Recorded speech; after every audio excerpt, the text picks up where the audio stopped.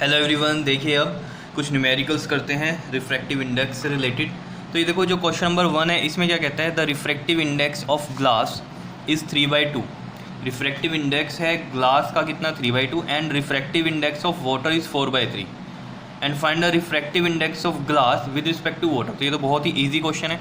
देखो क्या कह रहा है इसमें, रिफ्रैक्टिव इंडेक्स ग्लास का मतलब म्यू जी कितना गिवन है आपको, 3/2 गिवन है, और रिफ्रैक्टिव इंडेक्स वाटर का कितना गिवन हो गया आपके पास, 4/3।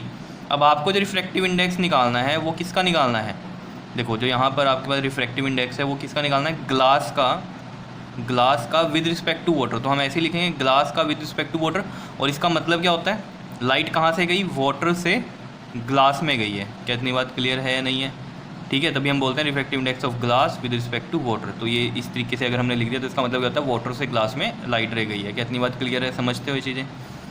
तो यहाँ इसका फॉर्मूला आपको पता है क्या आ जाएगा, म्यू जी अपॉन में म्यू डब्ल्यू। तो अब आपको समझ में आ रहा होगा कि मैंने क्यों कहा था कि अगर आप थ्योरी अच्छे से कर लेते हो तो न्यूमेरिकल बहुत ईजी होने वाले हैं। ठीक है, तो म्यू जी की वैल्यू कितनी है आपके पास, 3/2 है, और म्यू डब्ल्यू की वैल्यू कितनी है, 4/3। तो ये 4/3 आ गया। कितनी बात क्लियर है?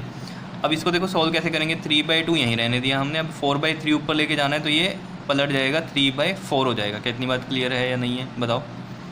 ठीक है, और इसको हम करेंगे तो 3 × 9 एंड 4 × 8 ये आ जाएगा आपके पास। ठीक है, अगर इसको आप पॉइंटों में करना चाहते हो तो पॉइंटों में भी कर सकते हो। कैसे, 9 और ये 8 1 × 8 1 और ये 0 लगेगा ऊपर तो यहाँ पॉइंट आ जाएगा। फिर अगेन 8 1 × 8 फिर 2 फिर 0 8 2 × 16 और फिर यहाँ कितना बचेगा आपके पास, 4 फिर 0 एंड 8 5 × 40 ये बनेगा आपके पास। ठीक है, तो ये कितना आ गया आपके पास, 1.125 इसका रिफ्रैक्टिव इंडेक्स आ गया। क्या इतनी बात क्लियर है, समझ आया? ठीक है, तो 9/8 भी आंसर हो सकता था, पॉइंटों में निकालना तो हमने पॉइंटों में भी निकाल दिया। ये बहुत ही सिंपल सा क्वेश्चन है, समझ में आ रहा होगा।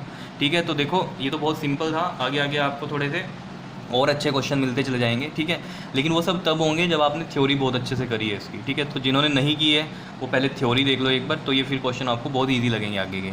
ठीक है, ओके जी, थैंक यू।